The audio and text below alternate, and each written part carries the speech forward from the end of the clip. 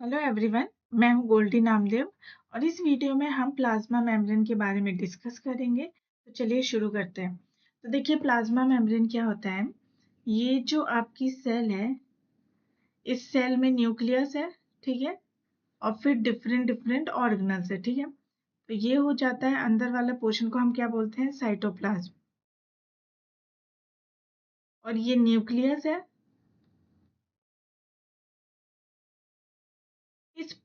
इस सेल को एक प्रोटेक्टिव लेयर कवर करके रखती है बाहर से, कुछ इस तरह से।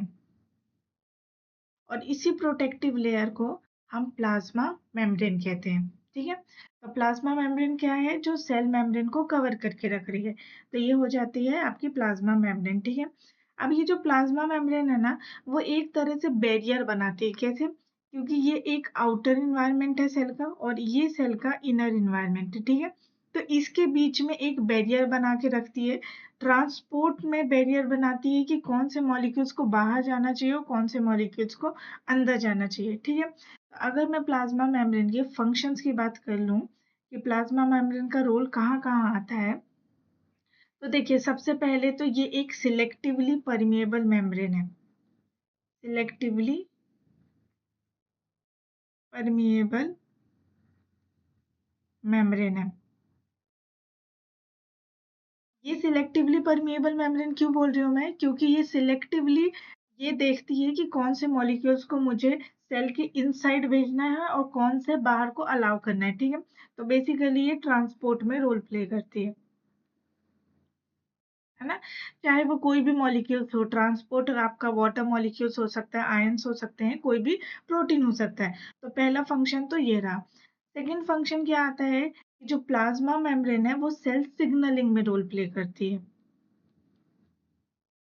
सेल सिग्नलिंग को हम अपकमिंग लेक्चर्स में कवर करेंगे, ठीक है। तो सेल सिग्नलिंग में रोल प्ले करती है और इसके अलावा जो है हम एक जो मेन जो इसका इम्पोर्टेंट रोल है जिसके बारे में हम जानते ही हैं कि प्लाज्मा मेम्ब्रेन एक प्रोटेक्टिव लेयर है जो क्या करती है, सेल को कवर करके रखती है और बैरियर का तो फॉर्मेशन करती ही है। बैरियर किसके लिए? इनर और आउटर एनवायरनमेंट के लिए, ठीक है। तो ये कुछ मेजर फंक्शन है प्लाज्मा मेम्ब्रेन के। अब ये जो प्लाज्मा मेम्ब्रेन है ना, इसको डिफरेंट नामों से जाना जाता है, ठीक है। तो प्लाज्मा मेम्ब्रेन को मैं सेल मेम्ब्रेन भी कह सकती हूँ।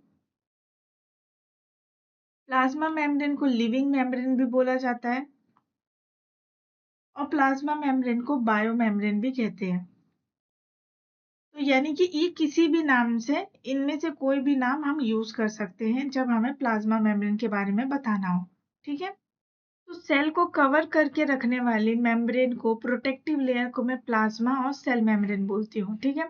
और ये सिलेक्टिवली परमिएबल होती है, इसमें इलास्टिसिटी होती है और ये क्या है, वाटर सोल्यूबल मॉलिक्यूल्स के लिए इम्परमिएबल है। देखिए ये जो आपका सेल है और ये प्लाज्मा मेम्ब्रेन है, ठीक है। तो यहाँ से कोई ये वाटर मॉलिक्यूल है, इस वाटर मॉलिक्यूल को प्लाज्मा मेम्ब्रेन पास नहीं होने देता है, मतलब वाटर मॉलिक्यूल्स के लिए इम्परमिएबल है, ठीक है। और इसके बाद प्लाज्मा मेम्ब्रेन डायनेमिक होता है, फ्लूइड स्ट्रक्चर होता है, मतलब कि मोज़ाइक काइंड ऑफ मूवमेंट होता है कि वो थोड़ा-सा मूवमेंट कर सकता है। ऐसा नहीं है कि प्लाज्मा मेम्ब्रेन पूरी तरीके से ही रिजिड है कि नहीं थोड़ा भी मूवमेंट नहीं होगा, ऐसा नहीं होता। क्योंकि आपको पता होगी कि डिफरेंट सीज़न्स होते हैं, जैसे कि विंटर सीज़न हो गया और समर सीज़न हो गया। तो विंटर सीज़न में क्या होता है, बहुत ज़्यादा कोल्ड होता है, ठीक है? समर सीज़न में बहुत ज़्यादा हॉट होता है। तो इस तरीके से ये अगर टेम्परेचर वेरी कर रहे हैं, तो प्लाज़्मा मेम्ब्रेन एक ही काइंड ऑफ नेचर की नहीं हो सकती है। उसको इस डिफरेंट मौसम के कारण डिफरेंट तरीके के बदलाव लाने पड़ते हैं, डिफरेंट तरह के नेचर शो करना पड़ता है, ठीक है? तभी एक्जिस्टेंस हो पाएगा। तो इसलिए ये डायनेमिक नेचर की होती है और इसका फ्लूइड लाइक स्ट्रक्चर होता है, ठीक है। जैसे कि आप देख सकते हैं ये इसका स्ट्रक्चर है। उसके बाद जो प्लाज्मा मेम्ब्रेन है ना, जब इनिशियली प्लाज्मा मेम्ब्रेन पे स्टडी हो रही थी तो उसके स्ट्रक्चर को डिफाइन किया जा रहा था। तो बहुत सारे साइंटिस्ट आए, उन्होंने बताया कि प्लाज्मा मेम्ब्रेन का स्ट्रक्चर इस तरह से होता है, उस तरह से होता है और काफ़ी सारे मॉडल्स दिए गए, ठीक है। उनमें से सबसे ज़्यादा पॉपुलर मॉडल और आप कह सकते हो कि मोस्ट एक्सेप्टेड मॉडल जो है वो फ्लूइड मोज़ाइक मॉडल है। इसको सिंगर एंड निकोलसन ने दिया था 1972 में। ठीक है, तो ये इम्पोर्टेंट हो जाता है, आपको ध्यान में रखना है कि ये कौन से साइंटिस्ट थे और इनके मॉडल का क्या नाम था। ठीक है, जो इन्होंने प्लाज्मा मेम्ब्रेन के लिए दिया। तो ये हो गई कुछ प्लाज्मा मेम्ब्रेन के बारे में इम्पोर्टेंट बातें। ठीक है, अब यहाँ पर आप स्ट्रक्चर देखिए, तो सेल का ये आउटर इन्वायरमेंट है। ठीक है, और ये सेल के अंदर का इन्वायरमेंट है। ये प्लाज्मा मेम्ब्रेन है कुछ इस तरीके से, मान लीजिए ये ऐसे है। ठीक है, ठीक है, तो ये हो गया आपके सेल का अंदर का पार्ट और ये बाहर का पार्ट हो गया। ठीक है, और जो प्लाज्मा मेम्ब्रेन होती है वो बाय लेयर होती है। जैसे आप देख सकते हो, एक लेयर ये वाली चल रही है, दूसरी लेयर ये वाली चल रही है, और इसमें हेड और टेल, इस तरह का जो आप स्ट्रक्चर देख रहे हो, ये हेड पोर्शन हो जाता है और ये वाले स्ट्रक्चर को हम टेल बोलते हैं। ठीक है, तो इस तरीके से ये बाय लेयर बनता है, और उसके बीच बीच में आपको डिफरेंट प्रोटीन्स मिलेंगे, डिफरेंट कार्बोहाइड्रेट्स मिलेंगे, इस तरह का स्ट्रक्चर आपको देखने को मिलेगा। तो ओवरऑल प्लाज्मा मेम्ब्रेन का इस तरह से स्ट्रक्चर होता है, जिसमें कुछ हाइड्रोफोबिक रीजन होते हैं और कुछ हाइड्रोफिलिक रीजन होते हैं। ठीक है, जिनको हम डिस्कस करेंगे। तो अभी देख लेते हैं कि प्लाज्मा मेम्ब्रेन का कॉम्पोजिशन क्या है, यानी प्लाज्मा मेम्ब्रेन में क्या क्या पाया जाता है। तो देखिए, जो प्लाज्मा मेम्ब्रेन है उसमें होता है एक लिपिड का पोर्शन, जो बहुत ही मेजर तरीके से प्रेजेंट होता है, ज्यादा प्रेजेंट होता है। ठीक है, दूसरा आता है आपका प्रोटीन का पोर्शन, जो ये भी मेजर प्रेजेंट होता है, ज्यादा प्रेजेंट होता है। और थर्ड पोर्शन आता है आपका कार्बोहाइड्रेट्स, जो माइनर प्रेजेंट होता है, यानी बहुत कम क्वांटिटी में प्रेजेंट होता है, अप्रोक्सीमेटली 5 to 10% प्रेजेंट होता है। ठीक है, तो मेजर कॉम्पोजिशन लिपिड और प्रोटीन का होता है, यानी ये तीन कंपोनेंट है जिससे आपकी ये प्लाज्मा मेम्ब्रेन बनी हुई है। ठीक है, अब लिपिड में हम क्या क्या पढ़ते हैं, तो देखिए, लिपिड को मैं डिवाइड कर सकती हूँ फॉस्फोलिपिड में। ठीक है, फिर उसके बाद आ जाता है ग्लाइकोलिपिड, और फिर इसके बाद हम नेक्स्ट पढ़ते हैं स्टेरॉल। ठीक है, ये प्लाज्मा मेम्ब्रेन में लिपिड है, और लिपिड की भी 3 क्लासेस हैं। ठीक है, 3 क्लासेस। अब फॉस्फोलिपिड को हम कैसे पढ़ते हैं, फॉस्फोलिपिड लिपिड को हम पढ़ते हैं कि अगर ये, इसको मैं पढ़ती हूँ फॉस्फोग्लिसराइड। कब, जब अगर बैकबोन जो है आपकी, अगर बैकबोन ग्लिसरॉल है तो वो फॉस्फोग्लिसराइड हो जाएगा। और दूसरा आता है मेरा स्फिंगोलिपिड। स्फिंगोलिपिड में बैकबोन किसकी होती है,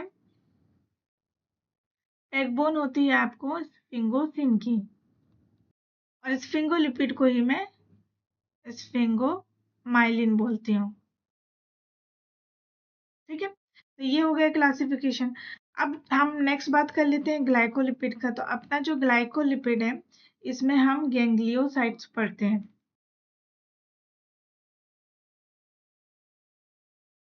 ठीक है, अब स्टीरोल की बात करें, तो देखिए स्टीरोल को मैं कहाँ कहाँ पढ़ सकती हूँ, एनिमल में, प्लांट में, और फंजाई में। ठीक है, तो देखिए जो प्रोकैरियोट्स होते हैं उसमें स्टीरोल एब्सेंट होता है, और जब इस स्टीरोल को हम एनिमल सेल्स में देखेंगे तो वो होता है कोलेस्टेरॉल। प्लांट सेल में हम इसको फाइटोस्टेरॉल के नाम से जानते हैं, और फंजाई में अगर हम पढ़ेंगे तो इसको हम इग्रोस्टेरॉल बोलेंगे। ठीक है, तो ये अपना लिपिड का कॉम्पोजिशन हो गया। मतलब अभी हमने क्या, सिर्फ लिपिड की कहानी देखी कि उसका ओवरऑल इस तरह से कॉम्पोजिशन होता है। ठीक है, अब लिपिड में हम फॉस्फोलिपिड को थोड़ा सा डिटेल में देख लेते हैं। ठीक है, तो अब हम क्या बात करेंगे, लिपिड में ही पहला कॉम्पोजिशन अपना लिपिड था, लिपिड में हम फॉस्फोलिपिड की बात करेंगे। ठीक है, तो देखिए जो फॉस्फोलिपिड होता है ना, वो इस तरीके से होता है। ठीक है, ये जो है ये आपका हेड पोर्शन है, और ये लिपिड का टेल वाला पोर्शन है। हेड पोर्शन जो होता है वो हाइड्रोफिलिक होता है, यानी इसको वाटर लविंग बोल सकते हैं, और जो टेल वाला पोर्शन होता है वो हाइड्रोफोबिक होता है। तो ये जो फॉस्फोलिपिड है, इसमें मेजर तरीके से इंटरेक्शन आपका पाया जाता है, और वो इंटरेक्शन होता है हाइड्रोफोबिक इंटरेक्शन। अब हाइड्रोफोबिक इंटरेक्शन किस लिए? क्योंकि अगर आप देखेंगे तो यहाँ पर देखिए, जैसे कि ये प्लाज्मा मेम्ब्रेन है, ठीक है?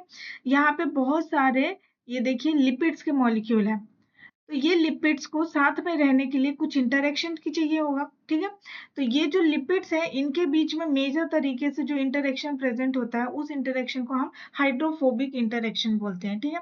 जो बहुत ही इंपॉर्टेंट हो जाता है। अब फॉस्फोलिपिड में हमने दो तरह के टाइप्स देखे थे। एक जिसमें ग्लिसरॉल बैकबोन हो तो उसको मैं बोलती हूँ, ग्लिसरॉल बैकबोन होगा तो अगर मैं उसको बोलूंगी फॉस्फोग्लिसराइड,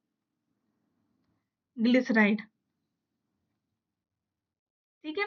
यहाँ पर ग्लिसरॉल की बैकबोन है।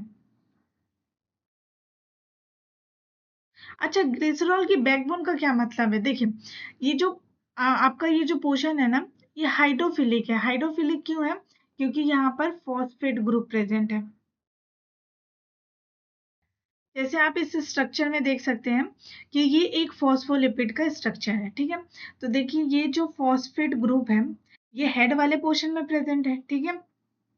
फिर उसके बाद ये जो है ग्लिसरॉल, और यही बैकबोन का काम कर रही है, ठीक है? तो because of this phosphate group, ये हेड वाला पोर्शन जो है हाइड्रोफिलिक हो जाता है, यानी वाटर लविंग हो जाता है। तो ये वाटर को मतलब वाटर लविंग है, तो इसको वाटर से कोई प्रॉब्लम नहीं होती है। बट ये जो टेल वाला पोर्शन आप देखेंगे, इसमें सेचुरेटेड फैटी एसिड होते हैं ये, और ये वाला जो पोर्शन है, इसको बोलते हैं अनसेचुरेटेड फैटी एसिड, जो हाइड्रोफोबिक होता है, यानी कि ये वाटर हीटिंग होता है। तो अगर आप प्लाज्मा मेम्ब्रेन का स्ट्रक्चर देखेंगे तो वो कुछ इस तरीके से होता है।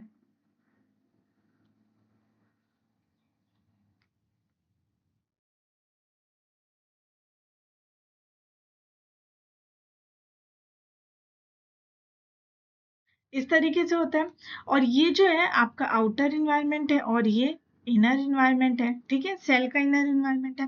तो आप देखोगे कि ये वाला पोर्शन तो हाइड्रोफोबिक है, मत सॉरी हाइड्रोफिलिक है, वाटर लविंग है, बट ये जो पोर्शन है हाइड्रोफोबिक है, ठीक है? सेम वे में ये दोनों पोर्शन जो है वो वाटर को पसंद नहीं करते, बट ये हेड जो है वो वाटर को अलाउ कर सकता है। तो जब भी कोई वाटर मॉलिक्यूल आता है, तो यहाँ तक तो ठीक रहती है स्टोरी, बट आप देखोगे कि ये जो लिपिड बाइलेयर है, ये क्या है? लिपिड बाइलेयर है, लिपिड बाइलेयर है। तो ये जो लिपिड बाइलेयर है, इसके अंदर जो है हाइड्रोफोबिक वाले पार्ट है, ठीक है? तो वाटर इस पोर्शन को क्रॉस नहीं कर सकता, ये वाले पोर्शन को, क्योंकि ये हाइड्रोफोबिक है, इसलिए वाटर का ट्रांसपोर्ट नहीं होता है प्लाज्मा मेम्ब्रेन में, ठीक है? अभी बात समझ में आई कि हेड पोर्शन तक तो ठीक है, लेकिन ये जो अंदर वाला पोर्शन है, ये पूरा प्लाज्मा मेम्ब्रेन का टेल है, और ये हाइड्रोफोबिक है। जैसे कि इस स्ट्रक्चर में आप देखिए, यहाँ पर ये तो हाइड्रोफोबिक है, हाइड्रोफिलिक है, सॉरी, हेड वाला पोर्शन हाइड्रोफिलिक है, लेकिन ये हाइड्रोफोबिक है, ये हाइड्रोफोबिक है, फिर ये हाइड्रोफिलिक है। तो वाटर जो है यहाँ तक तो आ जाता है, बट ये जो है, ये एरिया पूरा टेल का है, और टेल जो है वाटर को पसंद नहीं करता है, तो वाटर इधर से पास नहीं हो सकता है। इसीलिए ये आउटर इन्वायरमेंट से इनर इन्वायरमेंट तक वाटर का ट्रांसपोर्ट इनपरमेबल है, ठीक है? Got it? ये बात समझ में आई हमें? तो ठीक है, समझ में आया ग्लिसरॉल की बैकबोन कैसी है? ये है, ये ग्लिसरॉल है, और इसकी वजह से ये फॉस्फोलिपिड है, ठीक है? ये जो फॉस्फोग्लिसरैल्डिहाइड है, इनके कुछ कॉमन टाइप्स होते हैं, ठीक है? कॉमन टाइप्स क्या क्या होते हैं वो देख लेते हैं। तो पहला आ जाता है आपका फॉस्फोटिडाइल इथेनॉल अमाइन, ठीक है? दूसरा आ जाता है आपका फॉस्फोटिडाइल सेरीन, फिर उसके बाद हम पढ़ते हैं फॉस्फोटिडाइल कोलिन, एंड लास्ट में हम पढ़ लेते हैं फॉस्फोटिडाइल इनोसिटॉल, ठीक है? ये कॉमन 4 टाइप के फॉस्फोग्लिसरैल्डिहाइड आपको प्लाज्मा मेम्ब्रेन में देखने को मिलेंगे, ठीक है? अब मेजर क्या है इनका? इम्पोर्टेंट है कि इनका कॉम्पोजिशन इनका कॉम्पोजिशन किस तरह से है, ठीक है। तो जैसे यहाँ देखिए ये टोटल प्लाज्मा मेम्ब्रेन है, ठीक है, जितना भी प्लाज्मा मेम्ब्रेन है वो पूरा। उस प्लाज्मा मेम्ब्रेन में हम पढ़ते हैं फॉस्फोग्लिसरेल्डिहाइड, सॉरी फॉस्फोग्लिसरेट, ठीक है। फॉस्फोग्लिसरेट में हम पढ़ते हैं फॉस्फोटिडाइल कोलिन, फॉस्फोटिडाइल इथेनॉल अमाइन, फॉस्फोटिडाइल इनोसिटॉल और फॉस्फोटिडाइल सिरिन, ठीक है। और उसके बाद हम स्फिंगोमाइलिन को भी पढ़ते हैं, ठीक है, जो दूसरा वाला पोर्शन है। तो अगर आप इसका कॉम्पोजिशन देखोगे तो ये सेल की आउटर लेयर को रिप्रेजेंट कर रहा है और ये सेल की इनर लेयर को रिप्रेजेंट कर रहा है, ठीक है। तो आप यहाँ पे क्या नोटिस कर सकते हो कि आउटर लेयर पे फॉस्फोटिडाइल कोलिन सबसे ज्यादा प्रेजेंट है, ठीक है। तो अगर मैं ऐसे बनाऊं कि प्लाज्मा मेम्ब्रेन के आउटर साइड में क्या प्रेजेंट है, तो फॉस्फोटिडाइल कोलिन ज्यादा प्रेजेंट है। उसके अलावा आप देखोगे कि फॉस्फोटिडाइल ये स्फिंगोमाइलिन प्रेजेंट है, ठीक है, स्फिंगोमाइलिन प्रेजेंट है। और इनर मेम्ब्रेन की तरफ अगर बात करोगे आप, तो इनर मेम्ब्रेन में देखिए सबसे ज्यादा पोर्शन ये वाला देखिए, ये ज्यादा पोर्शन है इनर मेम्ब्रेन में, ठीक है। इसका भी ज्यादा पोर्शन है इनर मेम्ब्रेन में और इसका भी ज्यादा पोर्शन है। आउटर साइड में इसका पोर्शन कम है और इनर में ज्यादा है। तो मैं क्या बोलूंगी कि इनर मेम्ब्रेन में फॉस्फोटिडाइल इथेनॉल अमाइन है, फॉस्फोटिडाइल इनोसिटॉल है और फॉस्फोटिडाइल सीरिन का कॉम्पोजिशन सबसे ज्यादा है, ठीक है। तो ये आपको ध्यान में रखना है कि इस तरह से इनका कॉम्पोजिशन डिस्ट्रीब्यूटेड है सेल के बाहर और सेल के अंदर, ठीक है। अब ये जो फॉस्फोटिडाइल सीरिन है ना, इसका रोल होता है एपोप्टोसिस में, ठीक है। तो इसका रोल हम एपोप्टोसिस में देखते हैं, ठीक है। यही वाला जो है ये इंपॉर्टेंट हो जाता है, आपको ध्यान में रखना है कि अगर ये चारों कॉम्पोजिशन में जो चारों कंपोनेंट है, अगर क्वेश्चन आ जाए कि इनमें से कौन सा कंपोनेंट जो है वो एपोप्टोसिस में रोल प्ले करता है, यानी प्रोग्राम सेल डेथ में, तो आपको याद रखना है कि वो फॉस्फोटिडाइल सीरिन होता है, ठीक है। चलिए तो हम मूव करते हैं। हमने यहाँ पे ग्लिसराइड का पढ़ लिया। अब दूसरा जो कॉम्पोजिशन है वो हमारा कौन सा होता है, यहाँ पे हम दूसरा टाइप पढ़ लेते हैं जो हमने ऑलरेडी देख चुका है कि स्फिंगोलिपिड, जिसको मैं स्फिंगोमाइलिन भी बोलती हूँ, ठीक है, कुछ भी बोल सकते हैं, ये दोनों चीजें। अब देखिए स्फिंगोलिपिड और स्फिंगोमाइलिन में क्या होता है, इसमें जो है आपका जो बैकबोन है, जैसे मैंने यहाँ पे दिखाया कि यहाँ पे बैकबोन ग्लिसरॉल की है, ठीक है। तो जब ये बैकबोन आपकी स्फिंगोसिन की होती है, किसकी होती है, स्फिंगोसिन की होती है, तब ये बना लेता है स्फिंगोलिपिड, ठीक है। तो यहाँ पर डिफरेंस किसका आता है, सिर्फ बैकबोन का ही डिफरेंस आता है कि अगर बैकबोन ये हो जाती है तो आपका स्फिंगोलिपिड हो जाएगा, ठीक है। बाकी ओवरऑल सब सेम रहेगा, ठीक है, ठीक है। तो ये हमारा हो गया लिपिड। ये जो लिपिड में जो हमने फॉस्फोलिपिड देखा है, इसका फॉस्फोग्लिसराइड और स्फिंगोसिन दोनों ही हमने पढ़ लिया, ठीक है। अब नेक्स्ट बात करते हैं ग्लाइकोलिपिड का, ठीक है। यहीं पर हम देख लेते हैं ग्लाइकोलिपिड क्या होती है, ठीक है। तो इसका दूसरा जो पोर्शन है वो हमारा है ग्लाइकोलिपिड। ग्लाइकोलिपिड में हम गैंग्लियोसाइड के बारे में पढ़ते हैं, जिसको रिप्रेजेंटेशन करते हैं इस तरीके से रिप्रेजेंट। गैंग्लियोसाइड जो है वो एक ओलिगोसाइड होता है, यानी इसमें ओलिगोसाइड्स होते हैं और ओलिगोसाइड्स के साथ इसमें साइलिक एसिड होते हैं, ठीक है। ओलिगोसाइड क्या है, आपका कार्बोहाइड्रेट का एक कंपोनेंट है, ठीक है।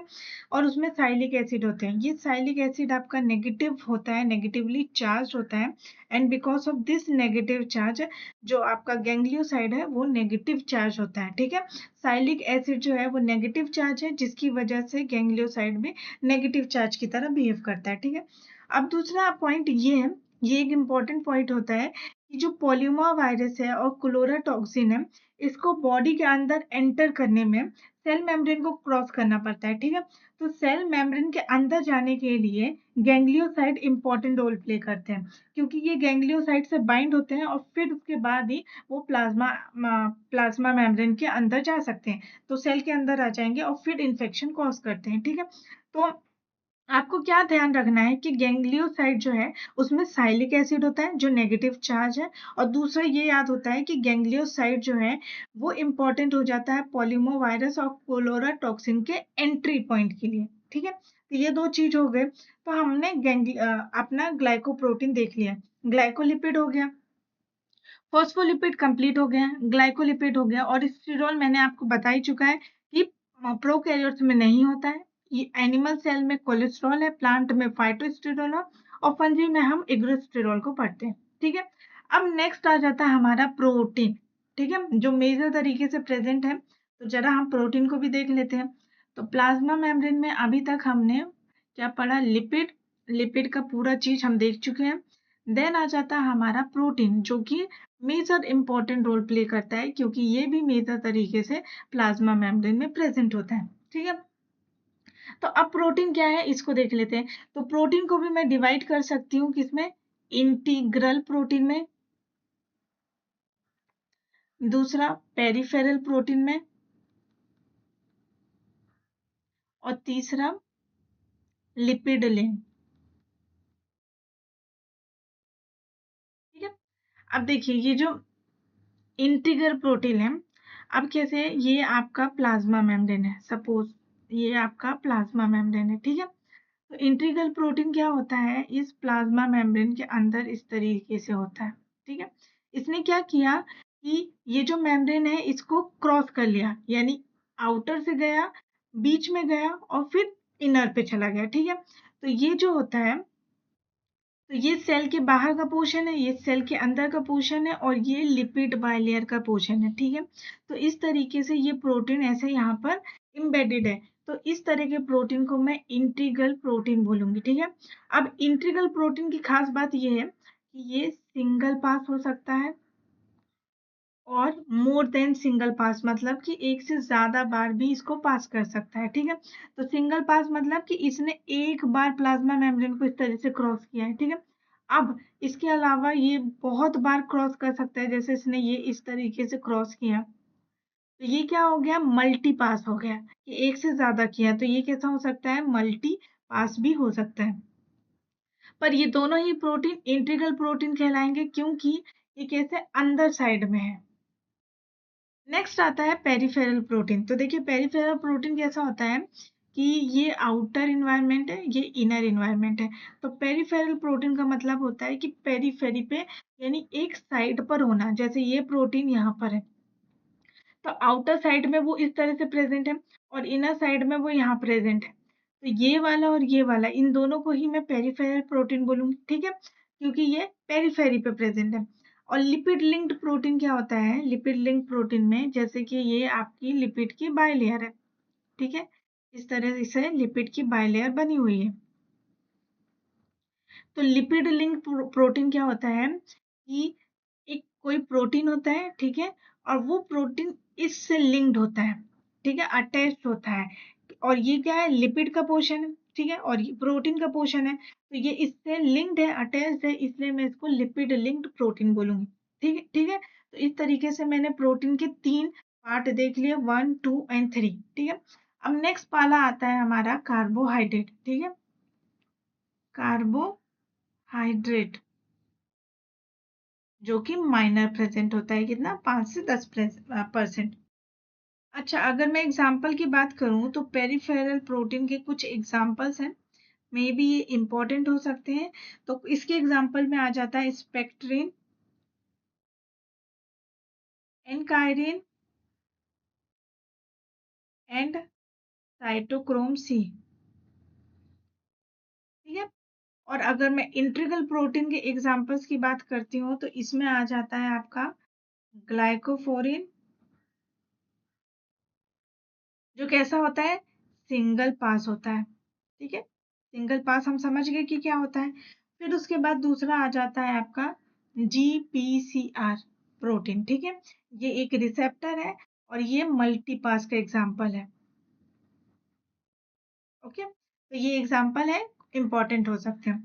नेक्स्ट हम बात करते हैं कार्बोहाइड्रेट का। तो देखिए जो कार्बोहाइड्रेट होता है ना, वो प्लाज्मा मेम्ब्रेन पे कभी भी अकेला प्रेजेंट नहीं होता। जैसे आप देखोगे कि प्रोटीन इस तरह से प्रेजेंट है, ठीक है, आपने लिपिड को देख लिया, लेकिन जो कार्बोहाइड्रेट है वो या तो प्रोटीन के साथ प्रेजेंट होगा या फिर वो लिपिड के साथ प्रेजेंट होगा, पर कभी भी अकेला प्रेजेंट नहीं होगा।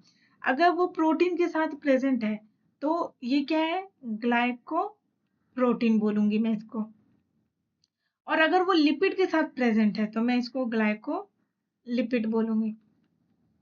ठीक है, तो ये हो गई कार्बोहाइड्रेट की कहानी। तो इस तरीके से जो हमारा कॉम्पोजिशन है, यानी ये जो प्लाज्मा मेम्ब्रेन में लिपिड, प्रोटीन और कार्बोहाइड्रेट है, ये तीनों हमने कंप्लीट कर लिया। ठीक है, नेक्स्ट टॉपिक है हमारा कि कोलेस्ट्रॉल और फैटी एसिड कैसे सेल मेम्ब्रेन की फ्लूइडिटी को अफेक्ट करते हैं। ठीक है, तो जैसे मैंने आपको बोला था कि ये प्लाज्मा मेम्ब्रेन है और ये डायनेमिक होती है, यानी स्टैटिक नहीं है एक जगह पर। ठीक है, थोड़ा सा मूवमेंट शो करती रहती है। ठीक है, तो इसका मूवमेंट इसकी फ्लूइडिटी से आता है, जितना ये फ्लूइड होगी उतना ज्यादा मूवमेंट करेगी। ठीक है, तो यहाँ पर है इम्पोर्टेंट रोल आता है कोलेस्ट्रॉल का। तो देखिए अब कोलेस्ट्रॉल क्या होता है, तो जैसे मैं आपको एक सिनेरियो बताती हूँ कि मान लीजिए समर का टाइम है, यानी हॉट क्लाइमेट है। ठीक है, तो हॉट क्लाइमेट में क्या होता है कि ये जो प्लाज्मा मेम्ब्रेन है, इसमें लिपिड्स जो हैं वो कैसे हैं, इस तरीके से प्रेजेंट है। ठीक है,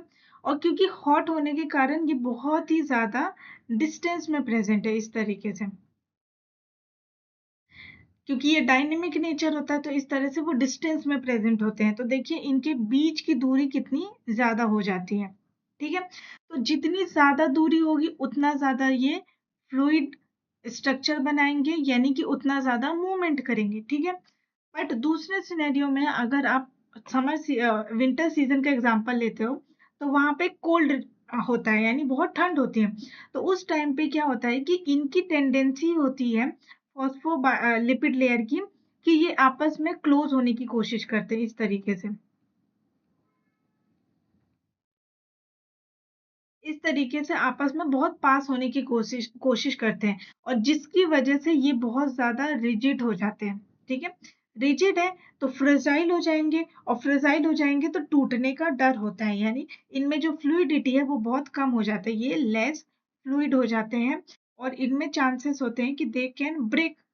ठीक है, तो ये सिनेरियो हो जाता है, बट इन दोनों ही प्रॉब्लम से हम डील कर सकते हैं अगर हमारे पास कोलेस्ट्रॉल है तो। ठीक है, अब यहाँ पे आपको कोलेस्ट्रॉल का इंपॉर्टेंस देखने को मिलेगा, क्योंकि कोलेस्ट्रॉल क्या है, एक बाय डायरेक्शनल रेगुलेटर की तरह काम करता है, कि जब क्लाइमेट का टेम्परेचर बहुत ज्यादा हाई होता है तो हाई टेम्परेचर में ये बहुत ज्यादा फ्लूइडिटी शो करते हैं, तो उस केस में क्या होता है, कोलेस्ट्रॉल प्रेजेंट होते हैं इनके बीच में। ठीक है, जो रैंडमली प्रेजेंट होते हैं, कोई फिक्स नंबर नहीं होता इनका, तो वो कोलेस्ट्रॉल प्रेजेंट होते हैं और इसकी वजह से वो इस प्लाज्मा मेम्ब्रेन को लेस फ्लूइड बना देते हैं। ठीक है, तो अगर मान लीजिए कि यहाँ पर कोलेस्ट्रॉल आ गया तो ये क्या करेंगे, प्लाज्मा मेम्ब्रेन को लेस फ्लूइड बना देंगे।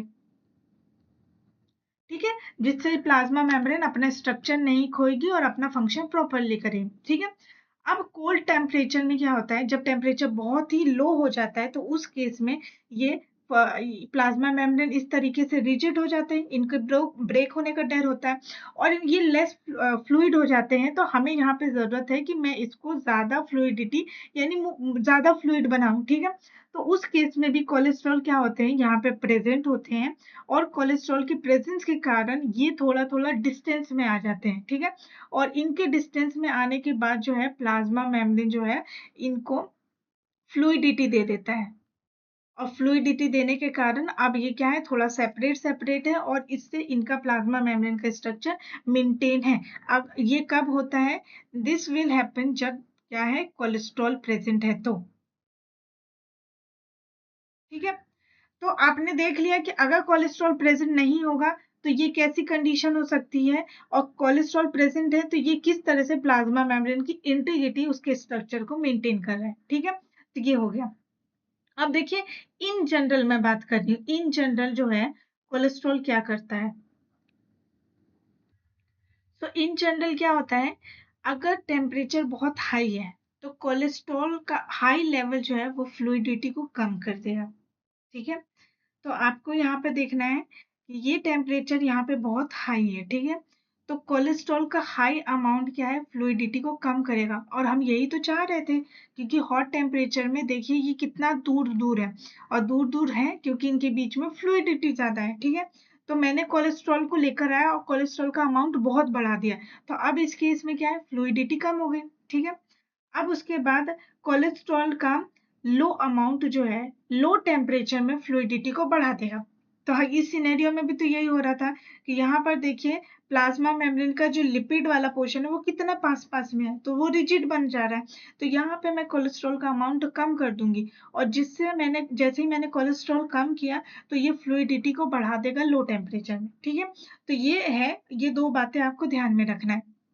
ठीक है, तो ये हो गया हमारा कोलेस्ट्रॉल के बारे में कि कोलेस्ट्रॉल कैसे अफेक्ट कर रहा है प्लाज्मा मेम्ब्रेन की फ्लूइडिटी को। ठीक है, अब दूसरा आता है आपका फैटी एसिड।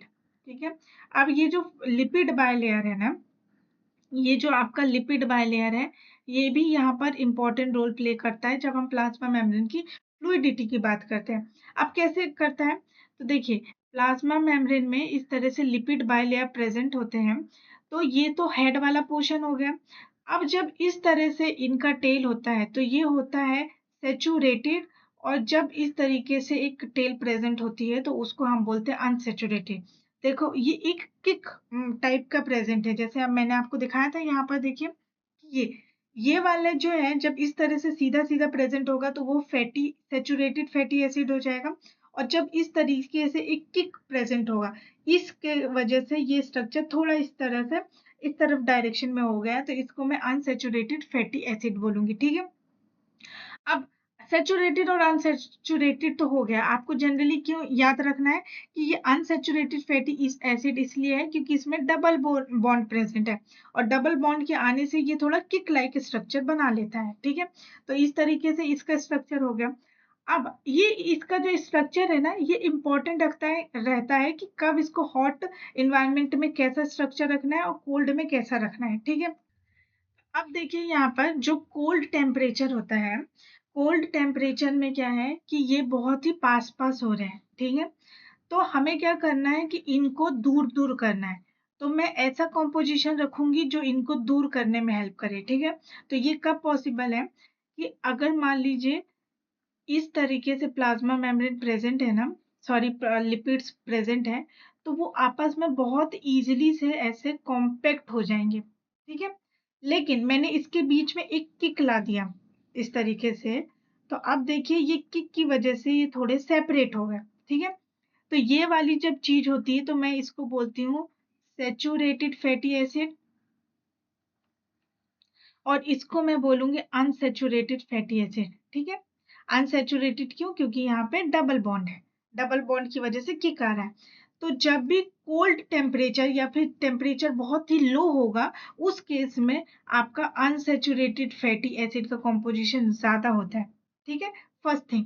और दूसरी बात कि ये शॉर्ट चेन होते हैं, क्योंकि कोई भी चीज अगर इसकी लेंथ कम रहेगी तो ये कम ही क्लोज में आ पाएगा, लेकिन अगर मैं इसकी लेंथ ऐसे बढ़ा दूंगी तो ये कैसे हैं, ज्यादा क्लोज में आने लग जाएंगे, और हमें क्लोजनेस ही तो इनकी कम करनी है, तो इसलिए ये शॉर्ट चेन बनाते हैं। ठीक है, इसका उल्टा कि जब कोल्ड सॉरी हॉट टेम्परेचर है, यानी टेम्परेचर बहुत बढ़ गया, उस केस में क्या होता है कि सेचुरेटेड फैटी एसिड होंगे, क्योंकि हॉट टेम्परेचर में ये ऑलरेडी बहुत दूर दूर है, तो मुझे इनको पास पास लेकर आना है, तो उस केस में क्या करूंगी मैं, सैचुरेटेड फैटी एसिड का कॉम्पोजिशन बढ़ा दूंगी, और इनकी जो लेंथ है, लेंथ क्या है, चेन लेंथ का मतलब है कि इसका जो टेल वाला पोर्शन है वो लंबा होगा, और जितना ज्यादा लंबा होगा उतने अच्छे से वो कॉम्पैक्ट तरीके से पास में आ पाएंगे। ठीक है, पास पास में रहेंगे, तो मैं वार्म टेम्परेचर में ये कंडीशन रखने वाली हूँ। ठीक है, तो इस तरीके से कोलेस्ट्रॉल और फैटी एसिड का कॉम्पोजिशन कि वो सेचुरेटेड है, अनसेचुरेटेड है, शॉर्ट चेन है, ये लॉन्ग चेन है, उस पर निर्भर करता है कि प्लाज्मा मेम्ब्रेन की फ्लूइडिटी क्या होगी। और आपने ये देख लिया कि फ्लूइडिटी किस लिए इंपॉर्टेंट है, क्योंकि यहाँ पर टेम्परेचर भी वेरी कर रहा है, तो टेम्परेचर के वेरी करने से मुझे अपने प्लाज्मा मेम्ब्रेन का कॉम्पोजिशन भी वेरी करवाना पड़ेगा कि उसमें कोलेस्ट्रॉल का अमाउंट क्या है और फैटी एसिड का कॉम्पोजिशन किस तरह से रखा गया है। ठीक है, तब जाके मेरी प्लाज्मा मेम्ब्रेन अपना एक सही स्ट्रक्चर को होल्ड कर पाएगी। ऐसा नहीं कि वो गर्मियों में बह रही है और ठंडी में एकदम से सिकुड़ गई है, ऐसा नहीं करना है। उसके स्ट्रक्चर को मेंटेन करना है और अगर उसका स्ट्रक्चर मेंटेन होगा तभी तो वो प्रॉपर फंक्शन कर पाएगी। तो इसलिए इसके स्ट्रक्चर को मेंटेन करना इम्पोर्टेंट है। ठीक है? तो ये हमारा हो गया अबाउट प्लाज्मा मेम्ब्रेन। ठीक है? तो आई होप कि ये वीडियो आपके लिए काफ़ी यूज़फुल होगी और यहाँ से हमने प्लाज्मा मेम्ब्रेन के कुछ इंपॉर्टेंट कंसेप्ट को सीखा होगा। ठीक है? तो चलिए मिलते हैं नेक्स्ट वीडियो में। तब तक keep learning and keep revision. Okay, bye.